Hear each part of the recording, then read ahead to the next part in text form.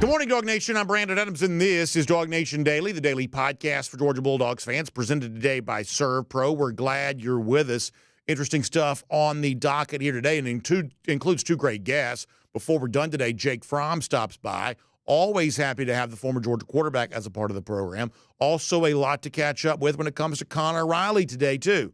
Covering the NFL draft, the aftermath of Georgia bringing in 4 transfer players, 3 of those coming on Easter Sunday. We'll do all of that. And to begin here today, there is new information about some interesting twists and turns being taken with a story involving Georgia and a major 5-star prospect. We've been touching on this a little bit. There's more to give you today. So what do you say we dive into it? It is DawgNation Daily, the daily podcast for Georgia Bulldogs fans, presented today by ServPro. And it begins right now. Today's episode of DawgNation Daily is brought to you by ServPro. Cleaning, restoration, construction. Presented by DawgNation.com. This is DawgNation Daily, the daily podcast for Georgia Bulldogs fans. Here's your host, Brandon Adams. If you're outside right now, you notice that the weather's getting warmer. We love that. We're big fans of spring and summer.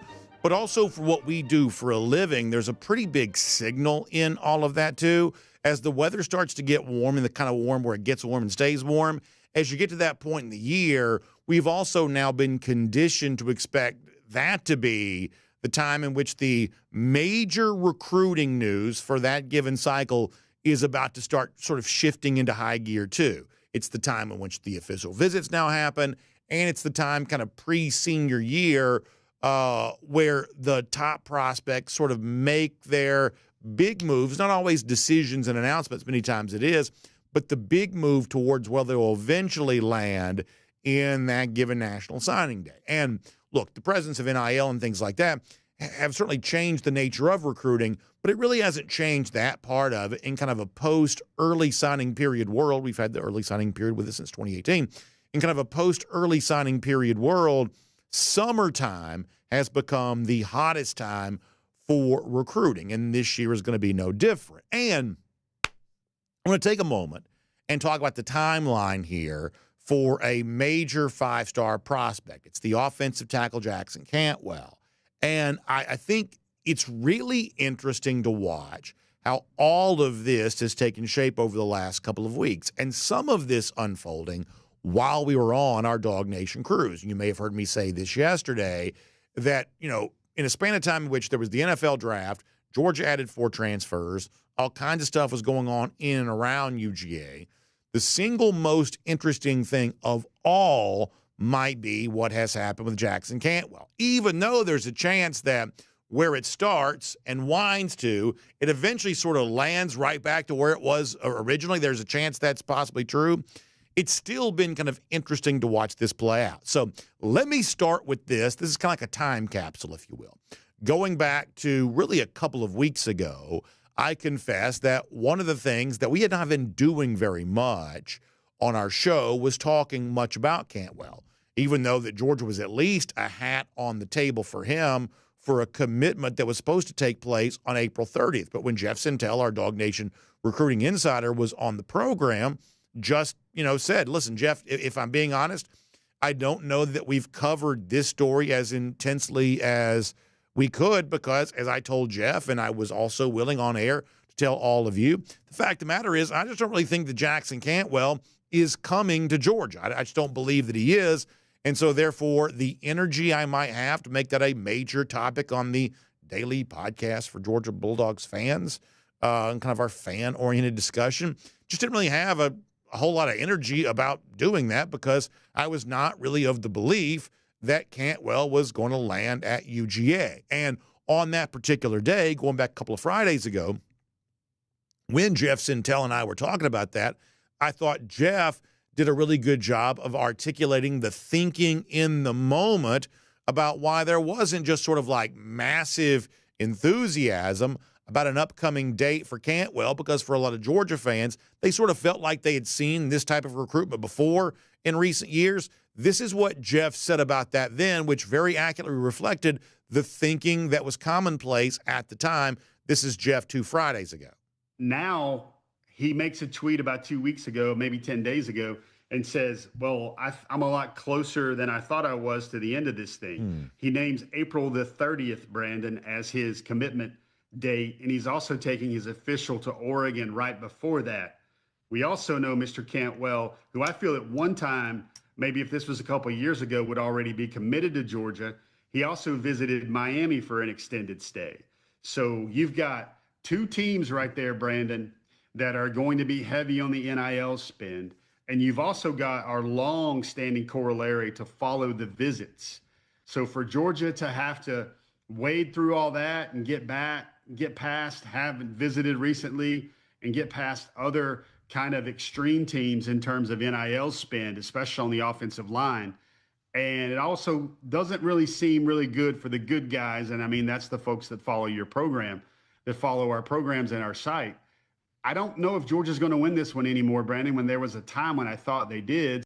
So there you go. That's like reading the newspaper headline from back in, some previous era of history or something like that. A very accurate reflection of the prevailing thinking at the time. And listen, Georgia fans who had weighed in, with me on this topic, were pretty much all sort of saying the same thing of, boy, it feels like these kinds of recruitments are sort of playing out a lot where, hey, if you want to go back a few years ago, Cantwell was the sort of player that would have obviously been at Georgia because of Georgia's history with players like that, and Georgia was just sort of cleaning house, getting whoever it wanted.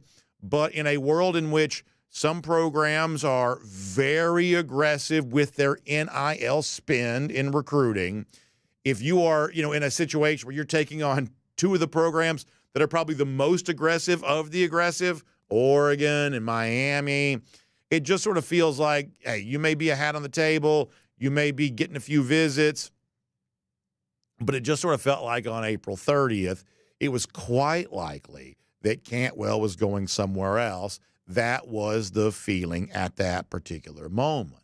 But wait, how interesting is it to notice how things changed over the course of the last few days? While we were on board Utopia of the Seas for our DawgNation cruise, all of a sudden you start hearing these rumblings and grumblings, and all of a sudden you start hearing about the idea that April 30th commitment date that did not set up to be very good for Georgia, all of a sudden maybe now April 30th isn't the actual commitment date for Jackson Cantwell anymore.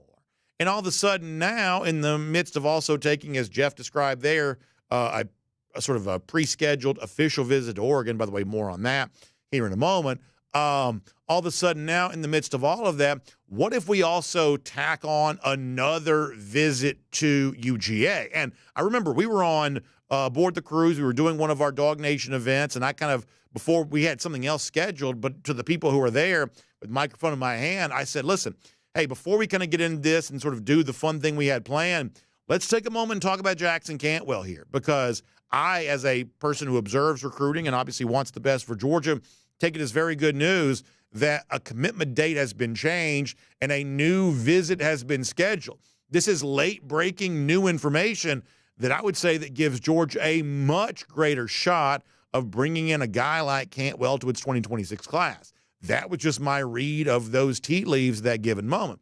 And apparently I wasn't the only one feeling that way, because even like the national recruiting reporters were also taking notice of this too. And the national recruiting reporters were also putting in their big predictions here. One of the biggest, most well-known of all, Steve Wiltfong from On3, on the heels of Cantwell changes commitment date, taking a sort of previously unscheduled visit to Georgia, or at least scheduling one in the days to come. All of a sudden, Wiltfong goes on, the On3 platform and logs an online prediction, what they call an expert prediction, for Georgia to now win with Jackson Cantwell. So, boom, there you go. Georgia dead and buried, Undertaker meme. They kind of rise up here. Georgia back in it for Jackson Cantwell. At least we think. We'll give you more information in a moment about kind of why this may be sort of twisting and turning again. But let's just stay with this here. And let's just appreciate the fact that Georgia has reinvigorated itself in a recruitment that it was probably not set up to win. I thought that yesterday our guy John Stinchcomb did a really good job of describing, okay, well, how does Georgia do this, whether it be with Cantwell or other names we might mention for this 2026 class? I think that Georgia, as John explains it, still leans on what it has done very well for a very long time, while also adapting to what is required in these recruiting battles of the moment. John, who is an elite offensive tackle, and if he was playing today, he'd be a major kind of bonus baby NIL guy. So he sort of understands the position that a guy like Cantwell is in, certainly the position that he plays. And this is what John said yesterday about the sort of pitch that Georgia can make to guys like Cantwell. This is interesting. Take a listen. We can be competitive in that NIL space, but what you've seen is you come here, we can compete, we can almost guarantee you're going to compete for championships, and we can certainly guarantee that you're going to compete against really high-level competition every day in practice to the point where you're going to get better. There's the opportunities that you seek that will come down the road. This is a great place for it. It's Georgia's biggest sales pitch. It will continue to be. It needs to be accompanied with competitive NIL money, which I think it is. Obviously, the fact that this is a conversation that's being held is a testament to that very fact. You look at it and you're going, we've seen other five-star recruits that have chased the bag, if you will, and ended up in programs that do not have the pedigree Georgia has. And it comes down to, quote unquote, the business decision that pops up, and that's just a paraphrase for, or a mask for saying, well, they're willing to pay more. And for an individual player, it needs to be a factor. I think this is a case in point that it's not the only determining factor. So interesting stuff from John Stinchcomb, and I think that is a very realistic appraisal of the situation, that if you're Georgia, the same – and we're going to talk more about Georgia's draft success later on in the show – but the same stuff that you've been doing well for a good number of years, that stuff is just as fashionable as it ever was. Get me to the league, set me up for success. We see guys from other places not as well set up for success at times. The fact that Georgia can sell that gives it a real chance to win these types of recruiting battles. But as John very accurately points out, if that's the only thing you have, then you're still going to be limited against a program like a Miami or a program like an Oregon that is perhaps willing to make a very aggressive financial offer in the given moment. So if you're Georgia, as John says, you got to have both. You got to have the long-term development that sets you up for the next 10, 15 years of your professional career, if not, the next 50 years of your life from a financial standpoint. But you've also got to be able to meet the moment about what's required financially here right now, too. And as I've been saying, the fact that Georgia's even in the mix for this, I think would lead some people to believe that Georgia's either able to or willing to be more aggressive on the NIL front in recruiting than perhaps some people thought they were. But, this is also real life, and not everything is sort of tied up nice and neat and tidy, wrapped up in a ribbon and a bow here. And sometimes, even when you think things are maybe suddenly kind of trending in your direction, there's also a chance it sort of trends the wrong way here a little bit, too. We got to be honest about this, that as Jeff told you in the clip we played a little earlier, that there was going to be kind of that final scheduled official visit for Cantwell to Oregon this past weekend. He did take that. We have every reason to believe, based on some published reports, once again from our guy Steve Wiltfong again, that the visit to Oregon went really, really well. According to what Wiltfong put on X, Cantwell tells him it was a special couple of days. They want me to play football and throw for them and do that at an extremely high level and great coaching, all the resources I could ever need to succeed. So there you go. Cantwell talking about just how great the situation there was for him at Oregon and kind of what that is all about.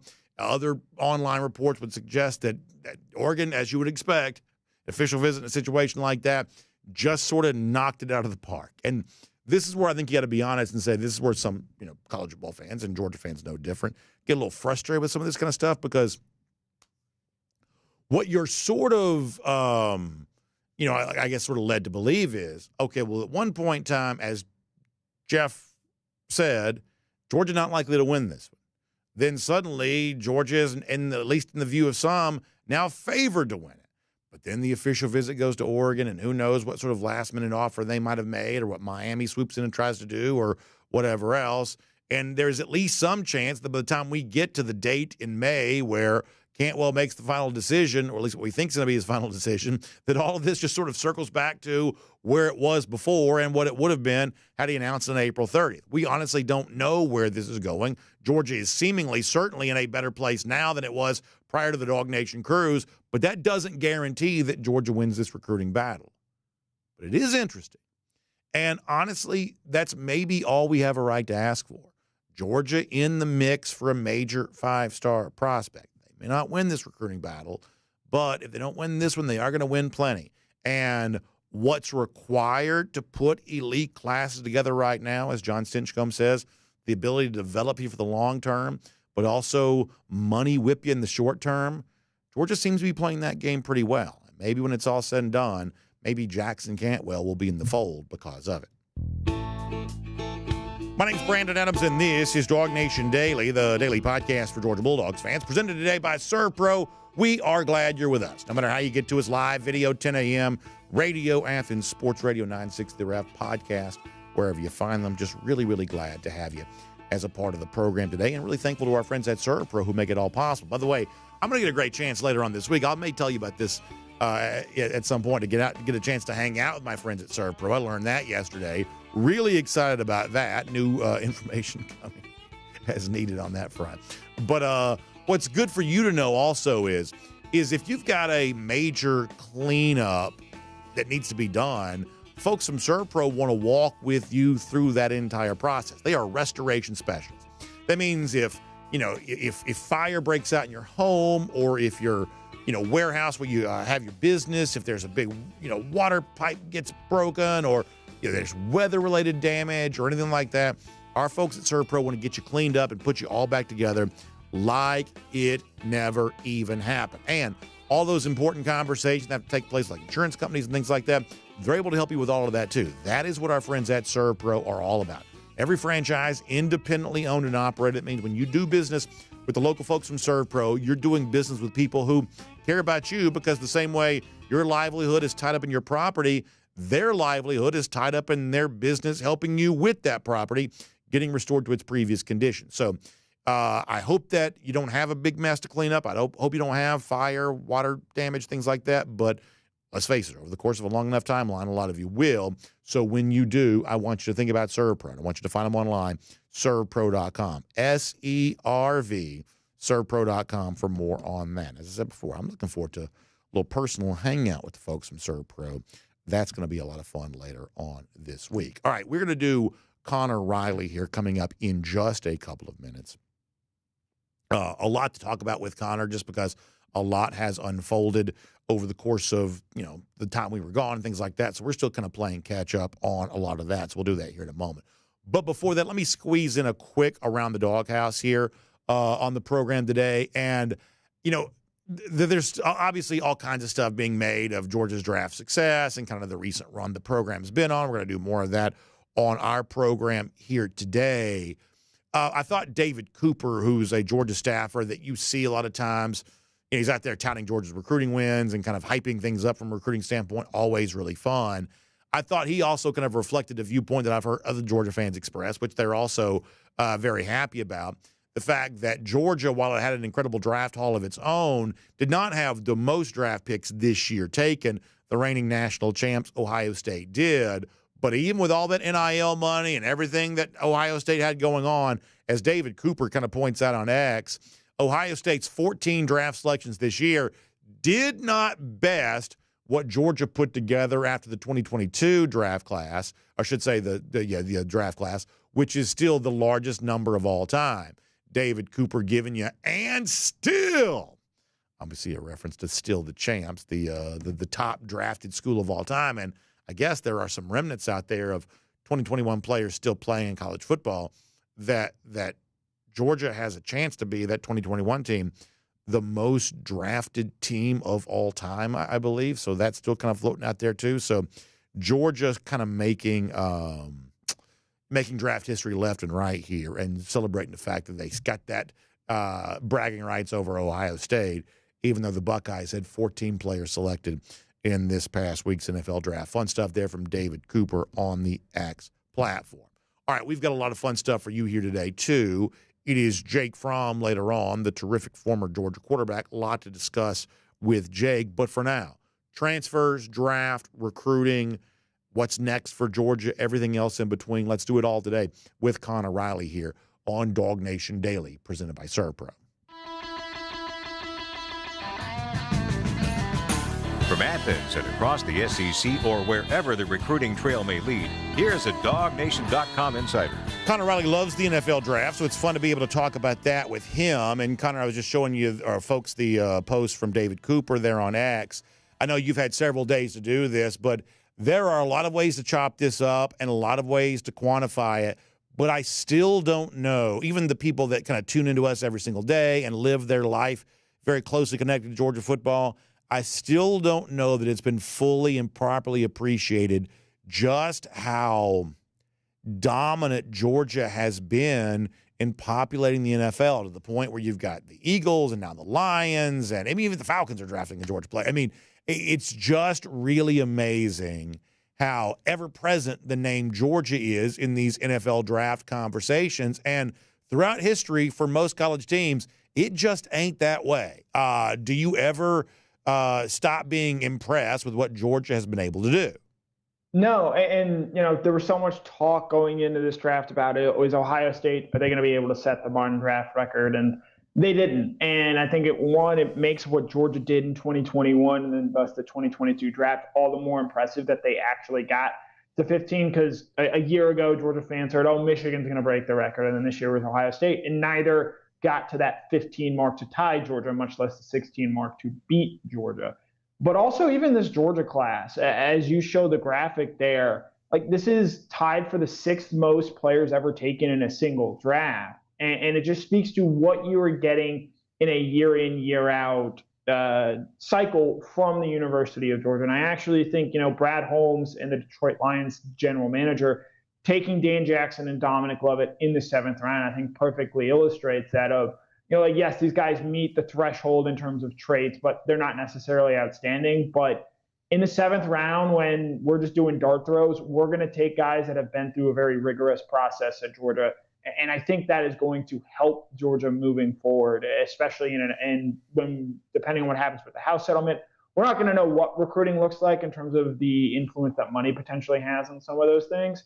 And so I'm very interested moving forward how much this draft stuff helps Georgia and helps them to continue to recruit, because now you can look to outside linebacker, you can look to offensive line as these positions that are very hard to get the best of the best, and point to the NFL draft and say, hey, this is a place where you can come and get developed and do the absolute most. Yeah, to my eyes, it seems to help in two ways. As John Stinchcomb said yesterday in the clip we played a little earlier, when you're recruiting a guy like Jackson Cantwell, you, of course, have got to have the NIL. But if you can also sell NFL development, that's just, an additive, part of your overall sales pitch. And the other side of that is, you mentioned a guy like Dan Jackson. I know Chaz Chambliss didn't get drafted, but he got invited to go on like top 30 visits and things like that. That Kirby's mantra has been, you don't have to play here to get paid because you were here. And if Dan Jackson proves that, if Chambliss were to make a roster and go on to prove that, certainly guys in the past have kind of proven that, then I do think it bolsters the point that Kirby Smart likes to make of, we don't have to sit here and squabble over, who's starting and who's getting what playing time and who's getting what, touches, because, our practices are preparing guys for the NFL, whether they're generating great fame while they're playing in college or not. You look at Dan Jackson, you look at Warren Brinson, who went in the 6th round of the Green Bay Packers. I think that these guys, Small London as well, these guys are perfect examples of like, hey, I know you're not going to be an every down player the way that some of you envision being. And if you go to a lesser school, you could certainly do that. But if you stick it out here and you stay, you're going to win championships and you're going to hear your name called on draft day. I think Jeff Sintel, our wonderful recruiting writer, dug through the numbers. 62% of players that start and finish their career at the University of Georgia under Kirby Smart have been drafted. I think that speaks to just the process that they go through at the University of Georgia, where they often say they want the practices to be harder than the games. And if that's the case, then you're very well set up for the NFL, where things are so difficult and it goes and it becomes a full-time job. And in college, in many ways already is. And so to see that success and to see a guy like Dan Jackson, who, let's be honest, like Georgia didn't even want, like he just showed up as a true old school throwback walk-on, not a preferred walk-on, and just turned himself into a multi-year contributor, someone who was on the field for Keely Ringo's iconic interception, a two-time national champion, and now an NFL draft pick. How well do you think Jalen Walker fits into what the Falcons would want him to do? And I know there's been the kind of rumors about the shoulder and stuff like that. I guess I'd also be curious about how real you think some of that is, as opposed to as a potential setback for his rookie season. I was thrilled about the news. The people on the Dog Nation cruise, they celebrated it very loudly, as I believe they should. How well do you think Jalen is set up for success here in Atlanta? I think I love the drafting of Jalen Walker, and it's clear that the Falcons wanted James Pierce, someone they thought very highly of. I think it's someone they wanted to take at 15, but when Walker was on the board at 15, there was just too much value there to pass on a guy that I think, quite frankly, they didn't really expect to be there at 15. And I actually think, while I am down on Pierce as a prospect, just because in the 2 games against Georgia, he did nothing those last 2 years, and I put a lot of stock when I'm looking at guys, how they do and how they play against Georgia and how they show up in that regard. But with the addition of Pierce, I think that's going to allow Jalen Walker to do everything that he does well, because I know there are a lot of people in the draft community that saw him as just an edge rusher and playing him there. He's not going to be able to live out there at 6'1", 243 pounds. He's going to have to be able to play off-ball linebacker he plays. He is still improving.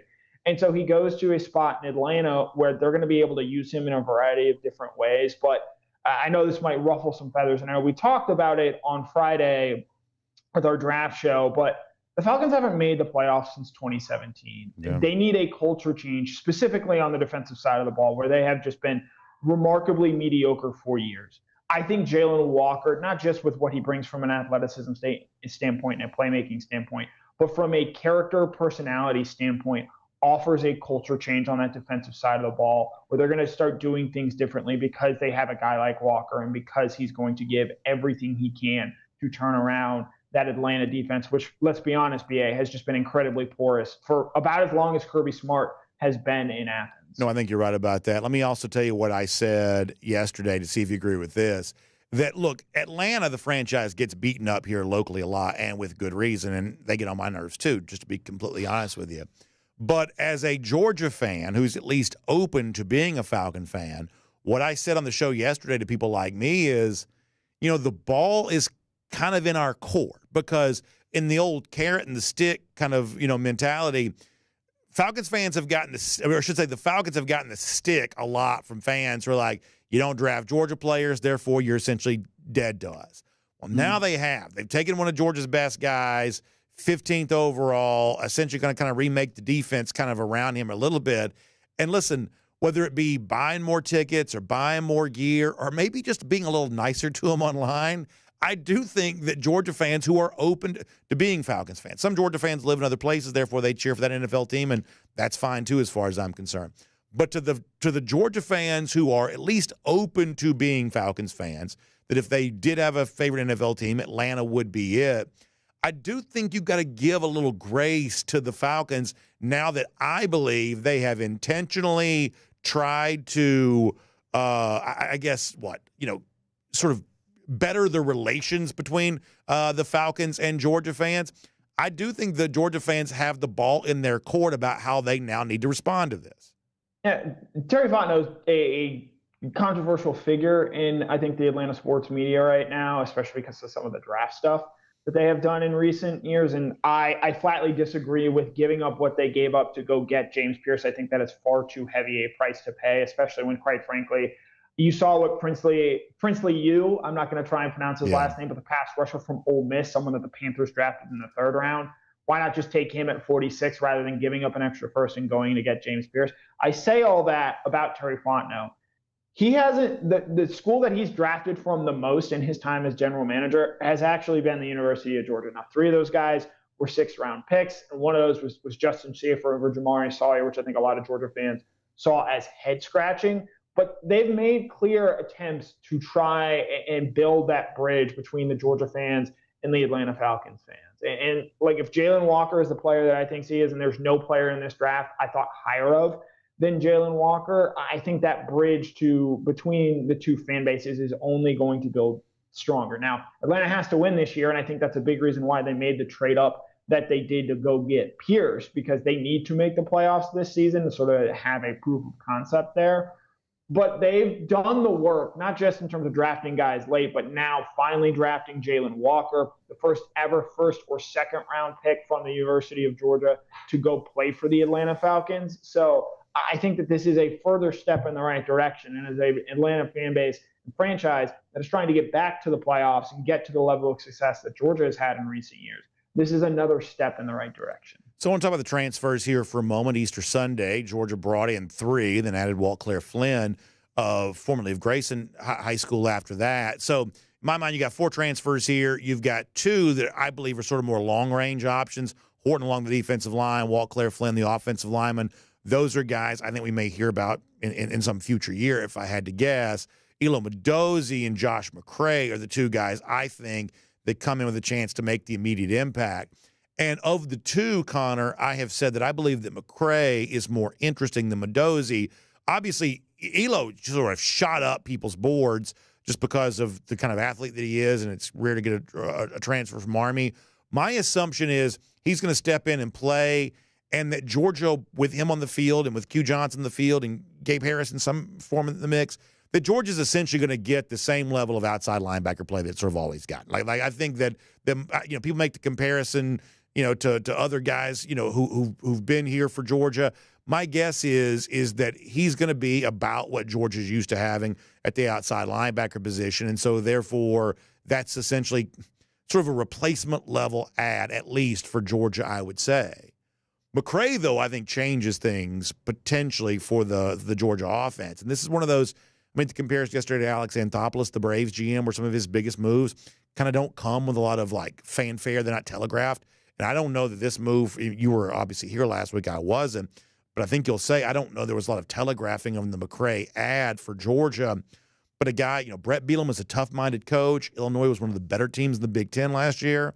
McCray was the MVP in that very dramatic Citrus Bowl win over South Carolina. I think this is a guy who comes here, and I think it kind of changes the makeup of the Georgia running back room. And I think this has the potential to be a pretty decent little ad here for this Georgia offense overall. I'll let you say whatever you want to about the transfers, but do you agree with me that McCray is the most interesting? I do think he's going to be the most impactful for Georgia in this first year. I think the addition of Mendoza raises the floor of what that outside linebacker room can be. I think the addition of McCray fundamentally changes the ceiling of what Georgia can do with its running back room, because all things equal, let's just say McCray does exactly what he did at Illinois a year ago, 600 rushing yards, 10 touchdowns. Mind you, exactly what Georgia got out of Trevor Etienne a season ago, though Etienne, I believe, only finished with 9 rushing touchdowns. If you get that, though, that's going to free up Nate Frazier to do so much more and to not have to be burdened with carrying and being an every down running back for Georgia. And it's going to allow them to spell him a little bit more and get a little bit more bang for their buck at that running back position. The other thing I like a lot was what I saw this spring from a Bo Walker, from a Chauncey Bowens. But those guys still have multiple years of eligibility left. Whereas I think with McCray, he comes in for 1 year, so he's not, yes, in this sense, eating into their carries, but long-term, Bowens and Walker are still going to be key pieces for this defense. I think with Mendoza and what he brings in, I actually think that Mendoza is going to free up Georgia to use Gabe Harris in his most impactful form. They're going to play him, yes, at outside linebacker in certain positions, but also on that defensive line as well, because I just think that, and look, you're already seeing it. There are people out there in the national media comparing Mendoza to being someone who can make a Michael Williams type impact. I think that's incredibly foolish. But with Harris, I think this is a guy that's primed for a big year at Georgia to be a disruptive player along that really entire line of scrimmage, as both a defensive lineman and an outside linebacker. And so the addition of Mendoza, it frees him up for Georgia to use him in the most advantageous ways possible. And so that's why going out and getting him, a guy who does have a lot of upside, mind you, we might not necessarily see it in his first year at Georgia, where it is a big transition going from an Army to a Georgia in that regard. I have said, one of my bolder predictions of the offseason is that I thought that Nate Frazier would be a 1,000-yard rusher. if I could go back and kind of amend that prediction now, I would. I don't think that's bad for Georgia, though. I think that what you're remaking this Georgia running back room into is a little bit more of kind of what it was in Georgia's best years, where they were very running back by committee. They were sharing a lot of carries. I think at times some of us maybe sort of wished, hey, I wish they could find like one or two guys to really sort of feature and kind of get more individual production out of. They just never did that. They were more than happy to spread carries around a lot. It wasn't all that spectacular, but when you would kind of watch the numbers come in, they were doing what they needed to do. That I think that Frazier is every bit as good a player now as he was before McCray came in, but I do believe it's the entire fortunes of the running back room that benefit from this. And look, when you look at, we've been saying this, we've been hammering on this, that the recipe for offensive improvement for Georgia is not about Gunnar Stockton putting this team on his back and making some sort of star turn where he becomes as famous as the most famous quarterbacks in college football. That's not really what's winning national championships right now anyway, but it's certainly not the best path for Georgia. The path for offensive improvement for Georgia is through bettering this running game. And, you know, I don't expect McCray to be a household name nationally. He's not going to be that famous maybe even in SEC circles. But if he just simply replicates for Georgia what he did for a pretty good Illinois team a year ago, that has the potential, I think, to benefit UGA. I don't say this lightly, and I'm not saying that Frazier and McCray are ultimately going to reach there, because I think in the 2021 season, in Georgia's toughest and biggest games, they showed you like what they believed their best part of the offense was, and it was turning around and handing the ball to Zamir White and to James Cook. You think the Clemson game, the Alabama game, well, yes, you remember the big pass from Stetson Bennett to Adonai Mitchell, but that offense really didn't get going in that game until James Cook and Zamir White started ripping off big runs. And I think that the high-end version of Frazier and McCray this year can look like that. And I'm not, obviously Nate Frazier and James Cook are not the same type of players, but I think Frazier can have a similar type impact. Whereas with McCray, again, he can get a lot of those hard yards. He's someone who you can give the ball to 12, 15, 18 times a game to keep Frazier fresh, but also just consistently move the ball forward. And for all Trevor Etienne was and for all Nate Frazier was a year ago, they didn't have somebody like that in their backfield. And I think that showed up a little bit over the course of the season. I 100% agree with you. Like, this team is not going to go as far as Gunnar Stockton carries them. It is going to be the pieces around them on the offensive side of the ball. They've made additions at the wide receiver room. I love their tight end room. And now with the addition of McCray at the running back room, you feel a lot better about what you're going to get out of those skill position players. A lot of it now is just going to come down to, how does this offensive line come together? And can Gunnar Stockton, yes, make plays, but I think most importantly, prevent mistakes that prevent this Georgia offense from reaching what potentially could be a very high ceiling. Let me squeeze in one more thing before we let you go. You got a story up at DawgNation.com this morning about Christian Miller, who are obviously big fans of his and expecting big things from him in this upcoming season.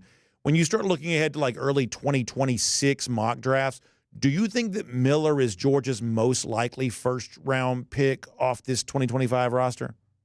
I would say yes, just given the pedigree we've seen from defensive linemen from Georgia in recent years. There's a clear willingness from the NFL, I think, to say, okay, yes, they don't put up big stats, but we're still going to draft them early. Michael Williams going number 11 to San Francisco this year works in that. I know Dalen Everett is a popular pick in that regard as well, and Dalen Everett's played a ton of football. The former five-star prospect, he's probably going to test fairly well at the NFL Combine. But one of the things you notice about Georgia and their defensive backs that go into the NFL, they don't tend to be those no doubt about it slam dunk first-round guys. Malachi Starks was taken with the number 27 overall pick in this year's draft. And for all the great Georgia defensive backs that they've had in recent years, that's the highest that Kirby Smart has ever had one. And I think part of that stems from these NFL teams know that Kirby Smart is a great defensive backs coach, and that these guys are getting the absolute best coaching, and that they're not the same sort of uncovered gem that you might get from a lesser program. So I think that's going to work a little bit against Dalen Everett, and we've got history there to back that up. And I just think with what Georgia needs on this defensive line this season, with what they have in that defensive line room, I think Christian Miller has a chance to make a really big statement. And again, he's not going to be Jalen Carter. No one is. And he's not going to do it alone either. But I think Christian Miller is a guy with a strong season. You can see him going in the first round like you saw Jordan Davis, like you saw Devontae Wyatt, who developed over the course of their careers, and by the time they finished, were incredibly successful and incredibly important players, mind you, on a championship winning team. Connor, fascinating stuff. We love it there from you at DawgNation.com. We appreciate that. I guess give me just a quick thing on this. We talked about Jackson Cantwell off the top of the show. Buzz last week changes the commitment date, gets the online predictions, kind of take a late visit to Georgia. Also, a lot of positive buzz on the Oregon side after his official visit. How likely it is, do you think, that Georgia, after kind of getting some fresh new life, how likely it is, do you think, that Georgia can win that recruiting battle? A lot more likely than I did before you guys went on the cruise. And I think that look, there's always been positive buzz after a visit, but I think this is an example of, well, yes, we're in NIL, and NIL is clearly a factor in Cantwell's recruitment. The old school method that Georgia still clings to of we're going to develop relationships. Cantwell has the longest and strongest relationship with the Georgia offensive line staff, with Stacey Searels in particular, with these 2 5-star commitments that Georgia is potentially going to wait and hear on in the course of 8 days, with Jared Curtis on May 5th and Jackson Cantwell on May 13th. I'm really interested to see if Georgia can land both of those, and if they do, what that goes on to say about the belief in Mike Bobo and Stacey Searels, because you say it all the time, recruits know first. And if those guys are buying into what Bobo and what Searels believe is their vision moving forward, I think that's a pretty strong endorsement for those two beleaguered assistant coaches at Georgia. That's great, Connor. Great stuff. Look forward to talking to you soon. Yep. Let's take a look around the rest of the league. This is SEC Through. By the way, extra points for Connor getting the word beleaguered into the conversation today. Certainly a well-timed word there. Oh, yeah, Jake Fromm here coming up in a moment. Prior to that, let's get ready to go cruise around the SEC, courtesy of Royal Caribbean, and let's get you ready for the 2026 DawgNation Cruise. Can you believe this? And this is one of those things that's probably a bigger deal to me than it is to you, but the fact that while we were on board last week, we were able to make that announcement. We've already got the date secure. We're already ready to go. We're already booking people. And literally, we have been booking people left and right already for the cruise this time a year from now. Jessica Slater's phone has been blowing up. People hear us talk about Perfect Day Coco Cay. They want to go there themselves. They want to see the tallest water slide in North America, the helium balloon that goes up in the air, the Oasis Lagoon pool, the Hideaway Beach, the brand new adults only enclave. They want to experience all this for themselves, and they want to have the fun we have while we're on board Utopia of the Seas. So Jessica Slater can help you out with that. You can give her a call, 770-718-9147. That's 770-718-9147. You can also email her, jslater@dreamvacations.com. We are rocking and rolling and ready to go for the 2026 DawgNation Cruise. What a thrill that is to be able to announce that. In fact, before we move on, can we show people the dates on that just to make sure they go ahead and kind of get going on this? It is not too soon to think about this. Our allotment will fill up. We'll be completely booked up there on that.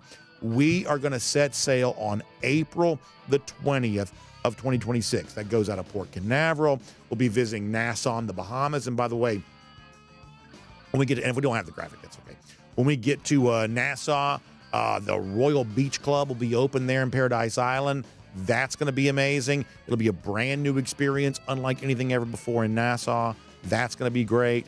We'll be back at Perfect Day Coco Cay. It's April the 20th through the 24th on Utopia of the Seas, which is for now the newest of the Royal Caribbean cruise ships. The feedback we got on Utopia was amazing. We can't wait to see you for that. If you go to DawgNation.com, you can find out more information. You can reach out to Jessica directly.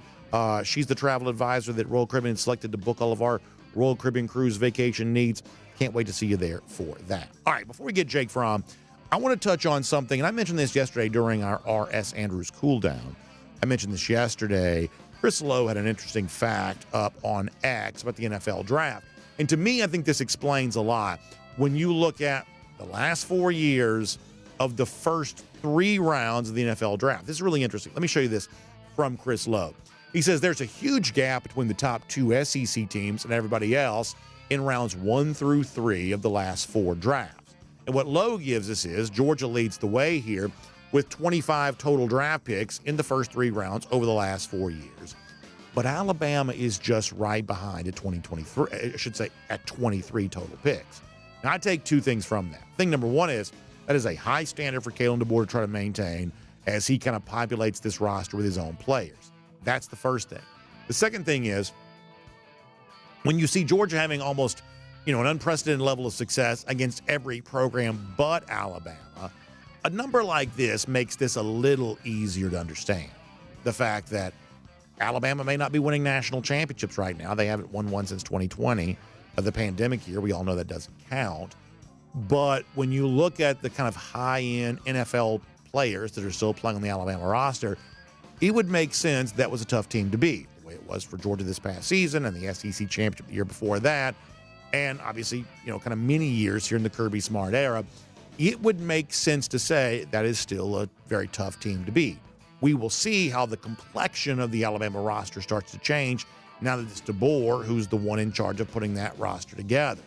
The other thing that I think stands out here is you see Texas over the course of the last 4 years, which have not all been SEC years for them, you see them with 13 players selected. That makes them better, at least as good as anybody in the SEC other than Georgia and Alabama. And this is, to me, a real story. Everybody's kind of trying to push the narrative of, well, Texas is coming to the SEC. They've sort of taken over the SEC. Not as far as Georgia's concerned. Georgia beat them twice. They won the SEC championship. So Georgia's had no problem with Texas. But the rest of the SEC, I do believe, is facing a little bit of an issue. That compared to their sort of multi-decade trend, Florida is down from where it has been. LSU is down from where it has been. And legacy SEC teams, the likes of Tennessee and, Ole Miss or somebody else, they've had certainly Auburn, they've had a hard time kind of filling that gap. So I do think the relative, I won't say drought, but certainly the SEC teams are producing draft capital at a lower rate than they once did.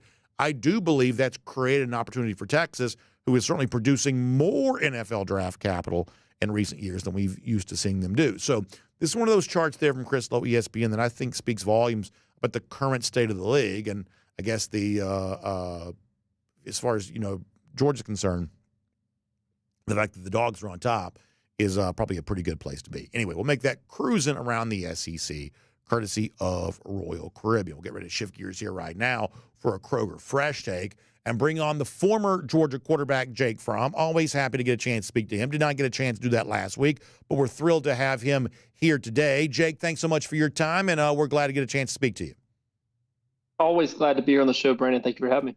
So, Jake, a theme that I have been touching on a lot lately, and we spent a good bit of time talking about this yesterday, is what I believe needs to be kind of a realistic level of expectation for Gunnar Stockton. I'm sure you and I have talked about this before, too, that when Gunnar comes in and plays well in the SEC championship, well, now people want to turn him into a folk hero, and it's easy to do because he's got kind of an interesting story, drives the old pickup truck, and just sort of fits the narrative that people kind of want to build around him.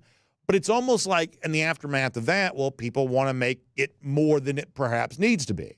And then Georgia loses Notre Dame, and you know how this goes. You've been a football player in the spotlight a long time. One loss is catastrophic. And so now people are kind of rethinking all the praise, and now they're not quite so sure. And that is its own form of, I guess, incorrect. That the actual truth is that Georgia does not need Gunnar Stockton to be Joe Burrow. They don't need him to be the best quarterback in college football. In fact, the number we cited yesterday is, and I'll give you a chance to talk after this, I apologize, but if you look at Will Howard, the national championship quarterback from Ohio State, just a sixth-round draft pick, right? You led the team to a national title, but you're not a first-round pick. You're not making 8 figures straight into the league there. And as kind of a nice parameter for what might be a reasonable level of success for Gunnar Stockton, that's perhaps not such a bad place to be. What do you make about some of the expectations and how realistic they are or should be when it comes to Gunnar Stockton? Yeah, I think there's a lot to kind of unpack and unravel about what the expectations should be, what's a realistic, achievable goal, and then what's just best for the overall team. Kind of what you were alluding to with Will Howard, Ohio State, is that best for the Georgia football team for to be heavy pass and for Gunnar to have 5,000 yards passing and 40 touchdowns and 10. To me that's not the recipe of success that I think that Kirby has built there. In Athens, I think that the recipe for success is a quarterback who's more than capable of doing those things, but really that fits and settles into the system, that operates efficiently, that takes advantage of what's been given, but really not trying to do too much. Play physical football, play hard nose on defense. And to me, that's just a recipe that just seems to keep showing up even in today's football. So for Gunnar, I think Gunnar is fully capable of achieving those things. But realistically, I'm expecting Gunnar to come in and play really well, to play efficiently, to make really, really good decisions. I'm not expecting them to throw the ball 50 times. I think a solid 25 times a game, throwing for, probably averaging, somewhere between 250 yards and 3 touchdowns a game would be fantastic. Anybody would take that any day of the week. I think it's realistic, but I don't think the entire offense needs or has to be operated through Gunnar to have success. Yeah, that's the point we've kind of made. Even if you go back and look at 2023 with Carson Beck, and I'm not speaking ill of Carson, but that was a year in which he made a name for himself. But it's not like even in that year he threw for 40 touchdowns. I mean, he had 24 touchdowns on the season, which is not a bad year, and he certainly threw for a lot of yards.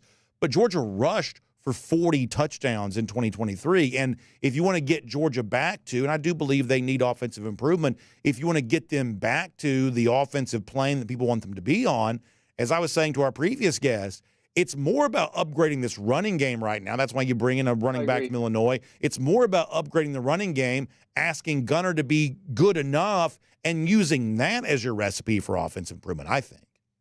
Yeah, I agree 100%. I think it definitely starts up front and really changing the mentality for the offensive line room of, hey, we are going to run the football. I don't care what the defense does or how many bodies are in there. We are going to run the football. That is what we are going to do. So I would love to kind of see a mentality shift there when it comes to that room, philosophy, and really trying to set the tone early in these football games. However, I do think, I want to talk out of both sides of my mouth here, I do think you have to be able to throw to win the football in today's game. So I think that's a lot of times during my career, it kind of when I was playing, that we would get up and then we would kind of put the cruise control, run the ball, and not really do a whole lot in the second half. I think in today's game, it is getting after it for 4 quarters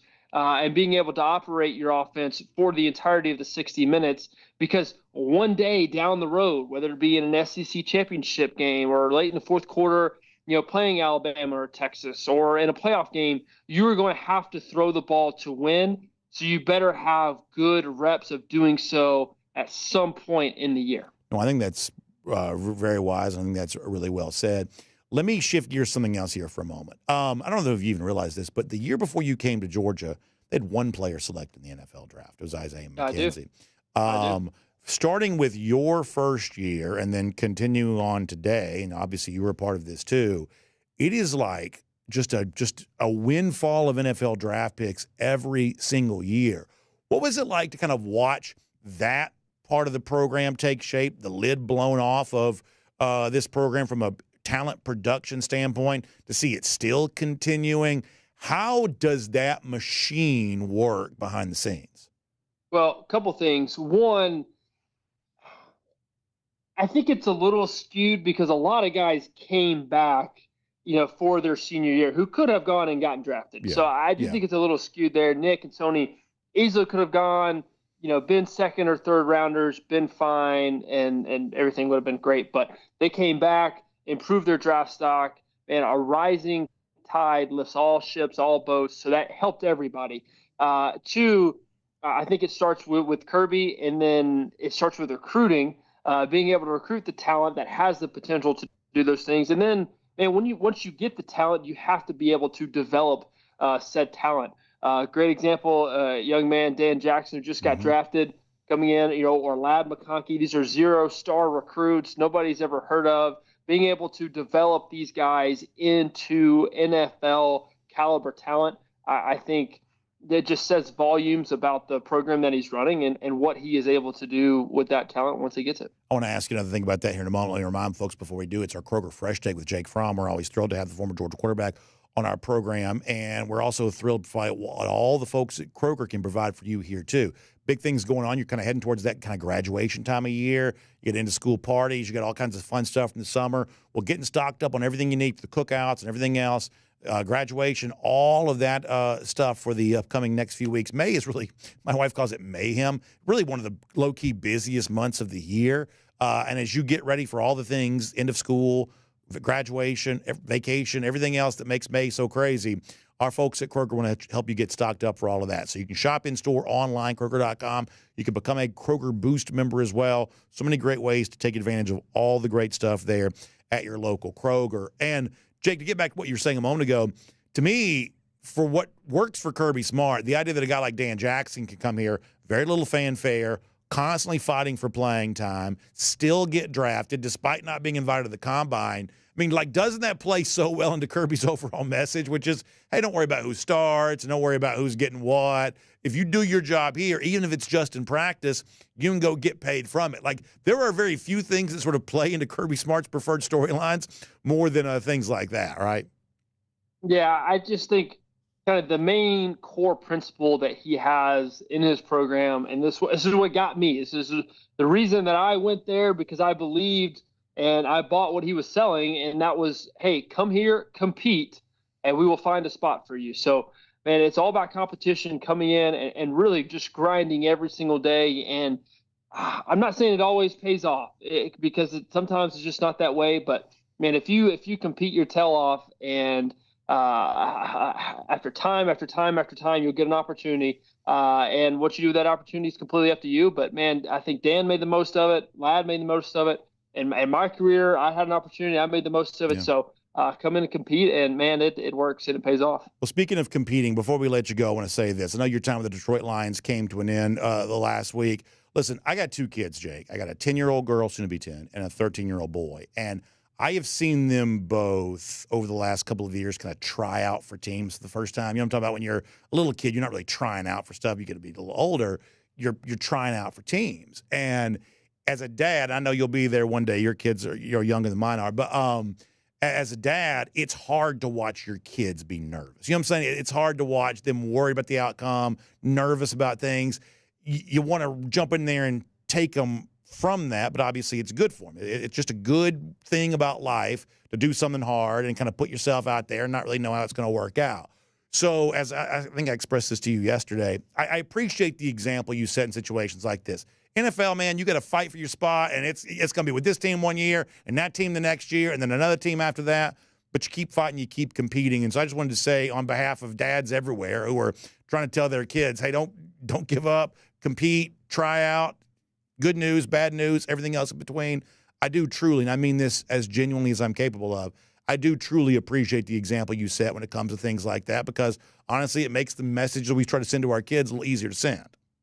Well, Brandon, thank you very much. I really appreciate those words. I mean, I don't know. I think I just, my faith just has such a huge impact on me. And I know that I have no feel of failure because he's already done it. He's already been through it. Jesus has already walked through the fire. And I know that he has me. And I basically, I can't fail. You know, Hey, if I fail, so what? Who cares? I think when you have, that mentality and that just truth in your heart, hey, why not? Who cares if you fail?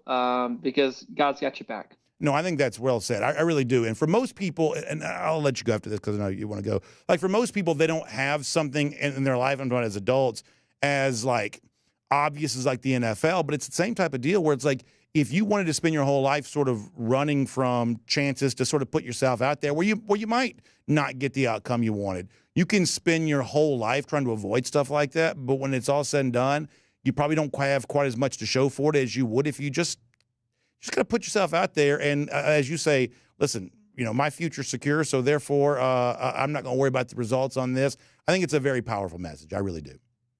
Yeah. I mean, hey, try try, fail, who cares, man? We only get one shot at this thing. And I feel like I've been blessed and given a lot, and just kind of the parable of the talents. And when you're given something, man, I want to make sure that I get a return, for Christ on that investment. So I'm trying to do a lot with what I've been given, and man, trying to make the most of it, ultimately for His glory. I think that's beautiful, Jake. I really do. Thank you for your time. I look forward to talking to you in the weeks to come. Certainly a lot of things going on here at Georgia, so we're always happy to have your insight on that. Appreciate you being here as part of a Kroger Fresh Take here today. Brandon, always. Thank you. Great stuff there from Jake Fromm. And, I love the chance to talk to him about that, and I appreciate the fact that he's willing to be, candid about the other things that are going on. Listen, not always easy. I mean, certainly never easy when it comes to the NFL, and Jake's had, great success at the professional level. He started games in the NFL, and obviously, I would say kind of an unexpected setback last week with the Detroit Lions, but taking that head on and ready for the next thing and doing all of that too. That is a very, very valuable perspective that he has on that, and the kind of thing that you only learn when you are just kind of willing to go out there and compete at the highest level. And as I said, with my own kids who are trying out for teams and doing stuff and having good days and bad days and kind of everything else in between, you just are really, really appreciative of examples like that. I also want to spend a moment here talking about something completely different, but I did want to mention this before we get ready to wrap things up here today, and that is very sad news out there for someone that many of you know. Jeff Dantzler is a friend of mine. I am ashamed to say that I only recently learned about the battle that his wife had been fighting with cancer. Her name is Emily, and you read the story at DawgNation.com. Emily did pass away here this week after a battle with cancer. And if you listen to Jeff on the radio broadcast or, some of the stuff post-game with football, things like that, I know he's got his own radio program too. Jeff always maintained a very high level of professionalism through all of this. There's no doubt that he was just, I'm sure wrecked on the inside, but maintained a very high level of professionalism and really, really continued to be a great source of joy for a lot of people. People love these radio broadcasts, the baseball games, things like that. Jeff's a big part of the life for a lot of Georgia fans here too. Just incredibly sad, almost like inexplicably sad, the kind of thing that becomes just very hard to make sense out of. So I did not want to let today's show pass without saying to Jeff and all his friends and family how sorry we are for you. Just really, we suffer alongside you on this situation. Just incredibly, incredibly sad story. Many of you, kind of maybe already know a little bit about this, but did want to send out our prayers and condolences to Jeff Dantzler, a big part of the UGA community today, for the loss of his wife after a battle with cancer. Very, very sad. Very, very just incredibly sad, incredibly sad story there on that. And awkwardly, well, I guess now get ready to transition and get ready to wrap up today's show. So, do we have a golden shoe that we can show today? I had a little bit of a little bit of a technical issue with that earlier, but we do have it now. Let me put this for you on the screen here. This is very funny. Robbie Rainey sent this to me. He says, welcome back. I hope you had a great time on the Dog Nation cruise. I really hope I can make it one year. Robbie, we'd love to have you join us there too. He also jokingly says, have you heard about the brand new Royal Caribbean cruise ship that's rolling out for the next Dog Nation cruise? He says, it's Dogs of the Sea. Now, this is a very creative, artist rendition here of what a Royal Caribbean cruise ship would look like if it was totally taken over by Dog Nation instead of Utopia of the Seas. If it was Dogs of the Sea, let me tell you something. If you're watching on video, you see this. That is a cruise ship I wouldn't mind sailing on right there. You love to see that. That looks like a fun one. Maybe one of these days that's what we'll do. And maybe one of these days, Robbie, you can join us. We'll give you a golden shoe for a very funny look at what a Dog Nation cruise ship might look like. Really good stuff from you. Also, lousy, stinking Gators. How about our Gator Hater Updater? 1,634 days. That's how long it's been since Florida's beaten Georgia. That is our Gator Hater Updater. We hope you all have a great day. We'll see you back here tomorrow. DawgNation Daily, presented by ServPro. We will look forward to talking to you then. And on video, time now for the R.S. Andrews Cool Down. R.S. Andrews, when you turn to for your air conditioning, heating, plumbing, electric needs. They show up on time. They do the work that's promised. The price is promised. You can trust them on all of that. So we'll take some of your comments here. I'll go to DawgNation.com here for a moment.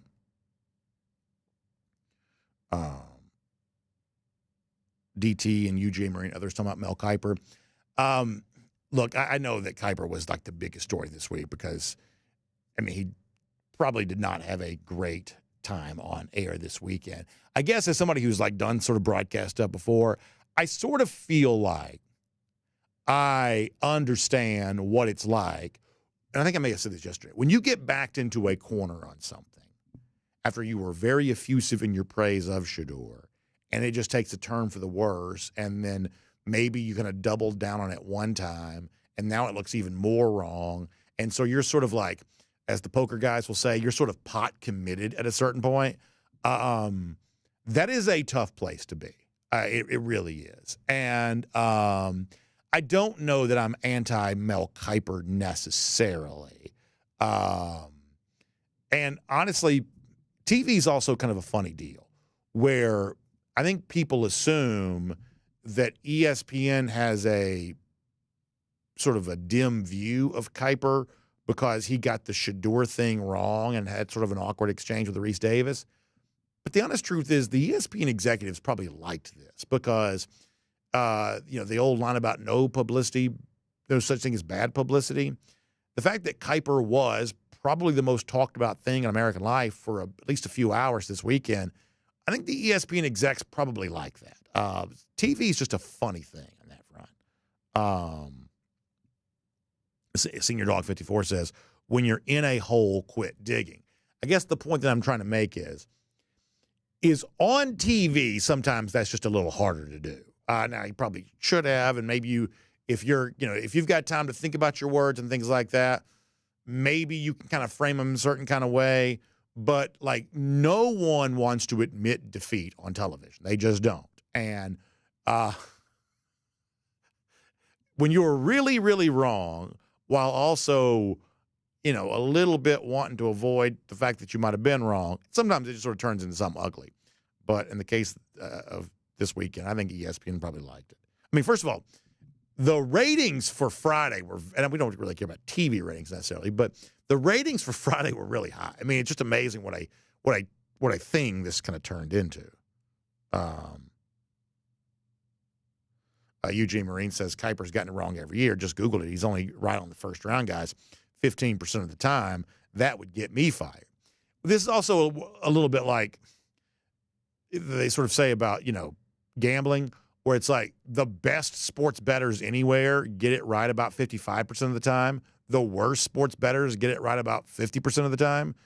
There's actually not that degree of difference between like expert and failure.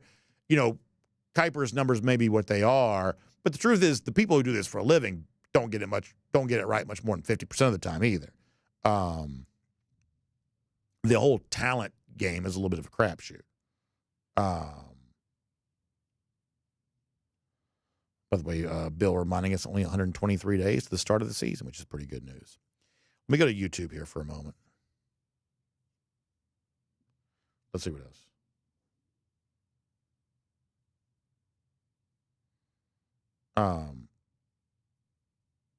Don Bird checking in about the Detroit Lions making a big haul of Georgia players. Listen, it won't take much to get Georgia. I mean, Georgia fans have completely embraced Philadelphia. No doubt they'll be ready to embrace the Detroit Lions here to an extent too, probably. And by the way, JC predicts that'll put Detroit over the hump for getting to the Super Bowl.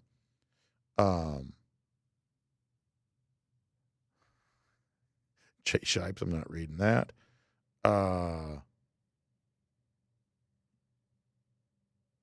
Brodo Baggins says, I think about Mel Kiper, back in the country, that's what we call a temper tantrum. Yeah, little bit of a temper tantrum there. And that's just undignified. It just is. I don't in any way dispute that being undignified. But I guess I do sort of understand sometimes how that happens. Somebody else also pointing out that he gets more wrong than right. Perhaps that's the case, but I'm just telling you right now, over the course of the long haul, the people who do this for a living only get it right about 50% of the time.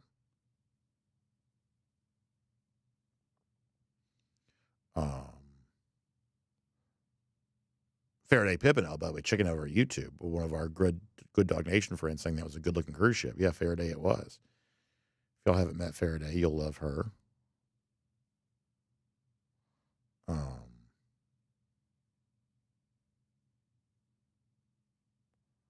Mark Woodmansee says he thinks that Kirby wants that total dog defense back. Yeah, I think that's probably the case, and I think one of the places they're looking to get that is along the defensive line.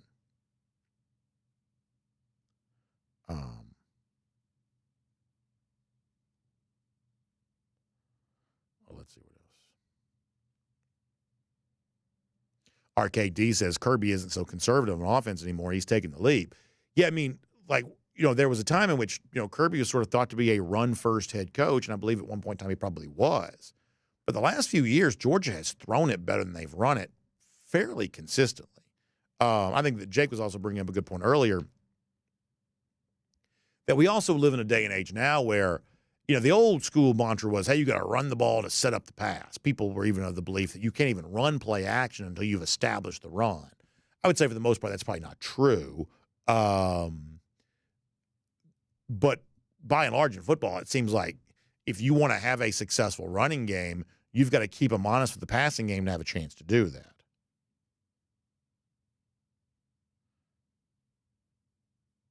RKD's also pointing out that Georgia's kind of been a little bit more defensive heavy than offense heavy in the draft. I think that's probably true. I mean, I would say that mathematically it's definitely true.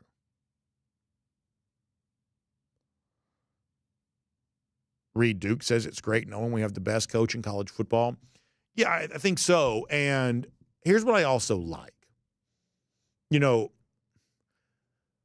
When things slow down for Georgia, and listen, eventually it will, whether it's 20 years from now or 2 years from now, eventually things will slow down because everybody dips eventually. They just do. Now, it may not be a dip that lasts for a long period of time, but it does happen. When things slow down, there will be evidence that it's about to happen. You will see it. For instance, one of these years, there'll just be fewer players drafted, like we've seen from like the Floridas and the Auburns and the teams like that.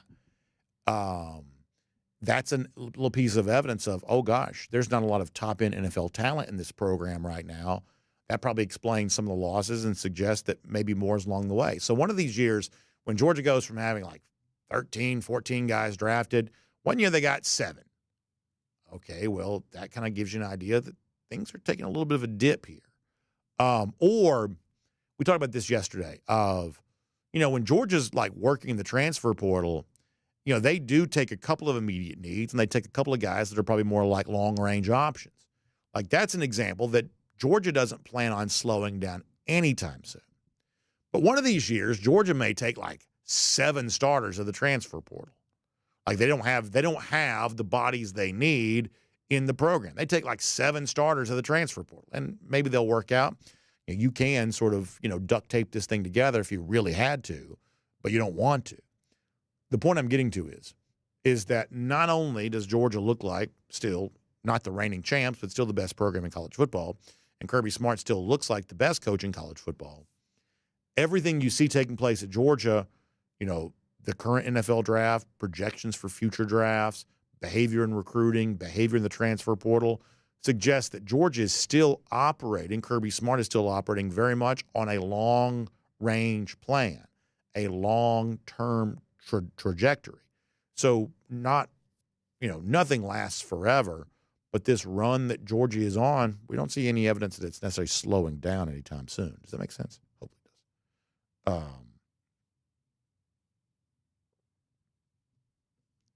Reed Duke says, hopefully we can keep the money up and the culture for kids to come versus these other schools. Well, there's no doubt that the biggest threat to Georgia is the teams that are capable of and willing to spend, these unseemly amounts of money. There's no doubt that's the biggest threat. But even with Georgia not being the biggest spender, Georgia is not being moved off its perch right now.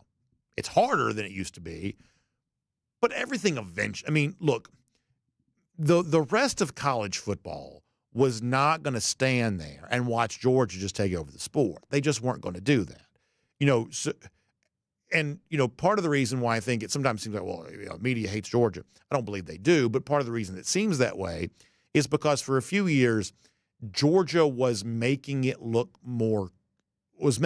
easier than I think the media by and large was comfortable with it being. That was a little too much change too soon, but no one was just going to stand there and watch Kirby Smart take over college football. There was going to be some sort of friction built into the system to prevent that, whether it be somebody else getting more aggressive because of Georgia, or as it turns out, a complete and total shift to the mechanism for how the sport operates. But something was always going to happen. It just was. People aren't going to stand there and watch Kirby Smart hoard all the talent. Somebody was going to do something to try to stop it. As it turns out, it's unleashing these sort of financial floodgates. But even with that, while it has gotten a little harder for Georgia than it was a couple of years ago, Georgia still beat big spending Texas in the SEC championship. Georgia will still be among the short list for national championship contenders, even in the midst of it being harder, and even with Georgia not being the biggest spender, still right there in the mix.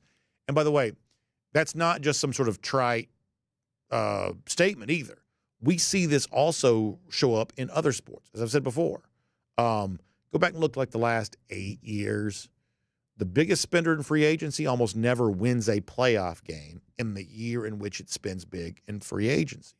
That sometimes it's desperation that causes money to be spent, not acquisition of a championship. In Major League Baseball, there is no doubt the Dodgers spend buku more dollars than anybody else does. And last year they won the World Series. They are favored to do that again this year. Let's see if they do. I mean, the Yankees were the dominant franchise for a long time. But how many years did they go without winning a World Series? And I guess still in the midst of a fairly long drought here in the 21st century of not really winning. They played for one last year, but not really winning World Series. That, Cohen, the owner of the Mets, would spend anything to make that team a winner. And they did win the division last year. But let's see what happens after that. That obviously money really, really, really, really helps. Of course it does. We're not idiots. Of course we know that. However, money may get you to the goal line, but it doesn't necessarily put you to pay dirt. In NFL, Major League Baseball, in college football, maybe even too.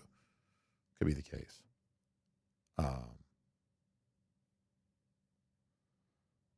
Let us see what else.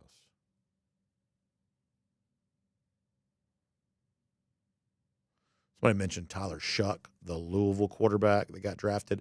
I saw this number on him. Did you know he's the last player ever selected? He will be the last player in the NFL draft ever selected who was born in the 1990s. That's an interesting stat, I believe. Tyler Shuck, the final player to be drafted in the NFL draft, who was born in the 1990s. Do with that what you will. All right, on Facebook here for a moment. Brian Whitaker says the Dodgers bought them a championship, and no doubt the money they spent made their success a lot more likely. But money alone does not always guarantee championships. I guess what I'm kind of getting to.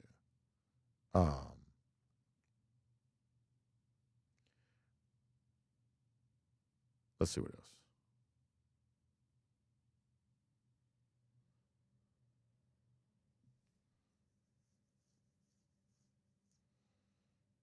Somebody mentioned Todd McShay. Yeah, McShay not on ESPN anymore. I guess he's still making the podcast rounds and things like that. They're already talking about food over here on Facebook, too. Johnny Prescott says, should I be on the lookout for any belly flop or cannonball videos from you? Yeah, so generally speaking, I am not that big in pool antics. No belly flops, no cannonballs. I kind of like to be in the scene, but not really the center of the scene when it comes to stuff like that. Some people are getting up there in all those contests, things like that. That is not my deal. Not my deal. I also like to stay as clothed as possible, which is really my gift to everybody else. I like to stay as clothed as I possibly can. But we did have a great time on the cruise. Did have a great time. Did have a great time. Let's see what else. RKD mentioning DJ Uiagalelei maybe moving to tight end. Maybe not a bad idea. Matt Rugavina says, my big wishes for 2025 are getting back to what Kirby's always prioritized, running the ball and stopping the run. He says, that's it. That's the goal. Honestly, like, if those two things are better than they've been, I mean, that alone could equal an extra win for Georgia right there. That alone could equal that.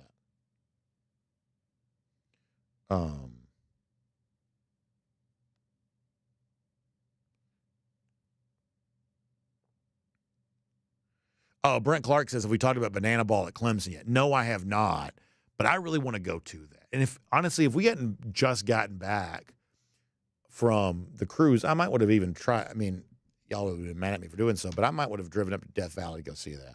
That's not too far from where I live. I might would have driven up to go see that.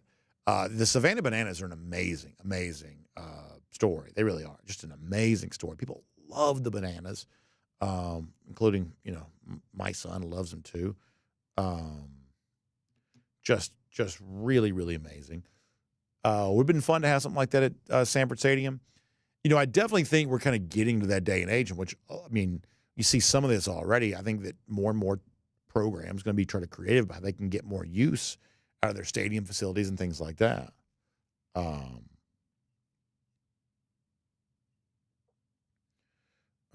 see what else.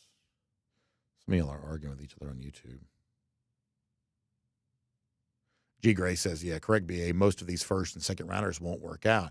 I see all the time. Hard work and growth is what keep you in the league. Yeah, it is just not an exact science. And it's amazing because we get so much better with so many different things. But when it comes to actually selecting players, if you put me in the role of so-and-so GM for the number 1 overall pick or the number 5 overall pick, you can give me big boards and you can give me scouting reports and you can give me whatever. Honestly, if I just use the mock drafts and just say, all right, I'm going to take this guy, there's about as good a chance of being successful doing that as the people who are like doing it professionally, because there is still such a locked box of information when it comes to what really differentiates one player from another. It's just a case. And it's not to say that I don't believe in the idea of like talent evaluation. I really do. But I think that like the recruiting industry is a pretty good example of this. So if you take the smart people, and listen, I can tell you right now, there are a lot of really smart people when it comes to talent evaluation. If you put every high school recruit in America, at least in theory, on a football field together, they won't fit. But if you put the very best players on the floor of like Mercedes-Benz Stadium, and you take like the on-3 guy and the 24/7 guy, and you sit them down on the center 50-yard line, within a few minutes, roughly speaking, these talent evaluators can kind of like separate the group of 5 stars from the group of 4 stars from the 3 stars and the less than that. That when it comes to like putting players in categories, the scouts are really very good. You can recognize the difference between a 5-star and a 4-star. They're really good, and the NFL draft sort of bears that out. Percentage of 5 stars that become first-round picks, for instance. That when it comes to putting players in categories, the industry is really pretty good at that. And I'd say the draft industry is probably pretty good at putting players in their own version of like categories. But when it comes to within the category of elite or first-round draft pick, within certain categories, selecting one player out of that category, people are going to be right about as frequently as chance would dictate. That's just the way that it goes. And it's sort of always been that way. It sort of always will be that way. That scouts are really good at categorizing players, but they are not any better than the average Joe at selecting one player over the other. When they get it right, they think that confirms something. When they get it wrong, there's some sort of mystical thing that prevented them from being right. But over the course of the long haul, when it comes to selecting one individual player, it's about a 50-50 proposition. Let us see what else. I got to get ready to go here. I can't even tell what y'all are fighting about at YouTube. George on Tap says, ask Barry Alexander about how chasing NIL money works out. Yeah, it's one of those things where if you just keep chasing the bag and you never plant roots, when it's all said and done, you're just not developed. And listen, I know he's going to be at Oregon this year. Dan Lanning's a good coach. Maybe he'll get some development there. And I don't necessarily, hate him or anything like that. But it is true.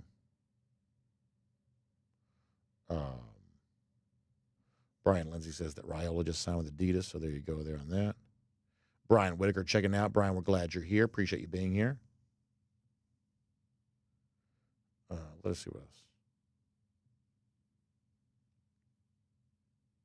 Somebody mentioned grilled chicken. Grilled chicken is one of those things that maybe one of these days I'll regret it. When I was looking at and listen, you need to make your own health decisions. When I was looking at the health information, grilled compared to fried, ultimately I was like, this doesn't even seem like it's that different. So I just kept eating fried chicken. But you should make your own health decisions.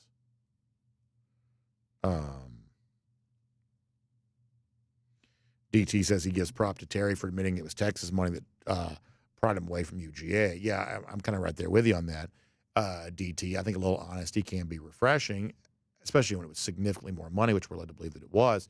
But here's the other thing, too. It's like a lot of these recruits are not stupid. Like, they see how, and it's gonna, they see how, Carson Beck gets raked over the coal for having a Lamborghini. It's like when things don't go well, people are going to use that money against you. So, think about how many recruiting stories we read where, NIL is not the main thing. It's like what a massive coincidence it is that while we're led to believe that NIL has completely changed recruiting, somehow it just sort of magically is not changing things for, the 100 recruits we talk most frequently about. That's sort of a shocking, amazing coincidence. But part of the reason why that's the case is because these recruits know it's like the very first time things go wrong, all of a sudden they're going to start, counting my, cars and stuff like that. I do kind of get that. In other words, I do kind of get why some recruits don't love being forthcoming about that. Randy Hall, happy birthday to your wife, who deserves a terrific gift and a nice dinner for putting up with Randy all the time. But in all seriousness, Randy, please pass on our happy birthday wishes to her. For sure. UGA Marine says if you're going to take that big money, then the fans going to expect big results. So you better be the best player in the field every week. And there's a certain extent that's just sort of true. That you kind of want what you pay for. That's just sort of life on that. But if you do have the chance to kind of, same reason why. Look, famous people have been trying to shape their public image forever. Sometimes they start foundations, which also has tax benefits. Sometimes they, get really involved with charity, which even if it's not for the most altruistic reasons, still has benefit. But there's always been an attempt by famous people to shape their public image. And you know what? It's probably just smart. It doesn't have to be, real cynical. It's probably just smart.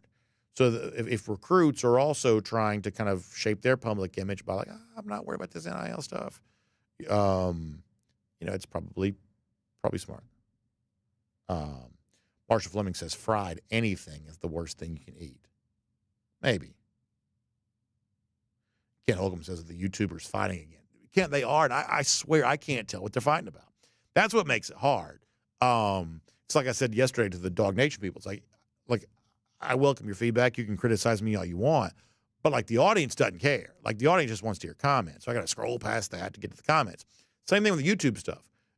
Y'all can fight over whatever you want to. It's your business. But the audience, especially the overwhelming majority of people who don't watch live, they just want to hear, the talks. I got to scroll past all this to sort of find some regular comments. G. Gray says that Georgia fans are good at counting people's money. Man, Georgia fans aren't any different than anybody else on that, G. I'm talking about professional sports, everything else. It's one of those deals of if you're good, nobody cares what you make. Nobody cares what Kirby Smart gets paid. Nobody cares what Nick Saban got paid. Nobody cares what I I mean, I can promise you nobody at Miami was worried about what Cam Ward was getting paid. As long as you're good, nobody cares. Nobody cares. It's only when things are not quite the way they're supposed to be, all of a sudden people start asking questions.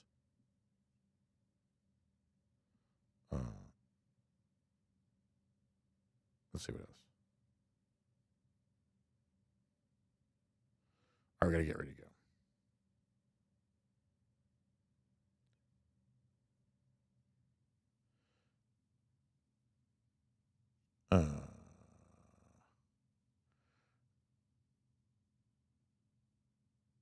G. Gray says, we never mentioned Milroe's pay. We critiqued his play. Listen, y'all raked Milroe over the coals. Now, don't give me the idea of, this distinguished, sophisticated, group of Alabama fans, weren't going to dare criticize Jalen Milroe's play. Y'all criticized him left and right. Got him benched in the South Florida game a couple years ago. Listen, when it comes to like decorum for criticizing players, I don't know that Georgia is going to be taking any advice from Alabama on that. Motivated Dedicated said, I'm excited for this season. Boy, I am too. Going to be here before you know it. Summer always goes by like that. I like summer, but it goes by fast. Matt Rukavina says that's when we call it spew tube. Philip Jordan Wells says we count what's in Kirk Cousins' pocket. Honestly, here's the deal. And I mean this. I mean, I'd love to be like super rich like that. I really would. I don't think I have enough self-esteem. I really don't. I don't think I would have enough self-esteem. I discovered this on the cruise ship. And we'll get ready to wrap up after this. So, like on the cruise, a very popular beverage is one of those things that requires a blender, like a pina colada or stuff like that. They got to do all that stuff with the blender. And I don't like that kind of drink anyway. But even if I did, I don't think I'd have the self-esteem required to walk up to a busy bartender with like 1,000 people all around and be like, hey, can you make a drink for me that's going to take 5 minutes? This going to take a piece of equipment. Can you do that for me? Yeah, our good friend Kaylee likes her espresso martinis, which is, I'm sure, a similar type deal. Now, I guess I'm hypocritical on this because I do like espresso and stuff in the morning. That take lattes, things like that. You gotta crank all that out. But I guess that's just more. So actually, maybe I'm just a hypocrite. But I just don't feel like I could ever dare ask the bartender to make a pina colada because it takes like, I mean, if you're trying to order a drink and the person in front of you orders like one of these pina colada type things, I mean, it's just the most depressing thing you've ever heard because you just realize this is going to be another 10 minutes before anything happens. The point I'm getting to is when it comes to like self-esteem, things like that, if I was Kirk Cousins, who prior to this I thought was probably a pretty good guy, and I essentially stole $100 million. I mean, like, that's like Bernie Madoff level, whatever. If I had, I don't know, whatever has gone on in this situation, that much money the Falcons owed me, I just sort of show up every 2 weeks, collect my paycheck. I just don't know if I'd have the guts to do that. I just don't know. I don't know.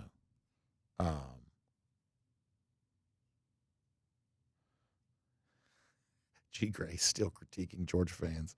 I don't think Georgia fans are any different than anybody else. I really don't. Berto Baggins says Jalen Milroe will be the next great Seahawks running back. Listen, the problem is, I mean, I'd love nothing more than to, mock, anything related to Alabama. But the truth is, Milroe probably has bragging rights over Georgia. DT, thank you for the kind words. I appreciate that.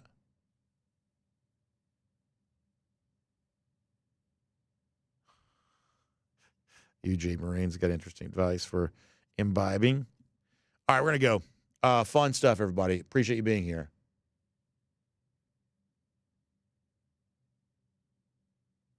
Ken Holcomb says he likes to watch on YouTube but not participate in the comments.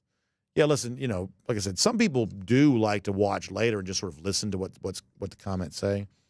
Some people do enjoy that. And we do try to be interactive because I do think that's fun. Honestly, what I like about it is is y'all get me talking about things I might otherwise not be talking about. And I like to sort of see where it goes. I do like that. I enjoy that. All right, we're ready to go. Good stuff. Y'all, and by the way, if you want to go on a cruise and enjoy your pina coladas, things like that, honestly, more power to you. That's my hang-up. It's not your issue. You're free to enjoy what you want to enjoy. I'm just saying, for me personally, that's my own personal issue. Anyway, we're going to go. Y'all check out RS Andrews online, rsandrews.com. Air conditioning, heating, plumbing, electric needs. They show up on time. They do the work that's promised, the price promised. You can trust them on all of that. Air conditioning, it's about to be very, very warm.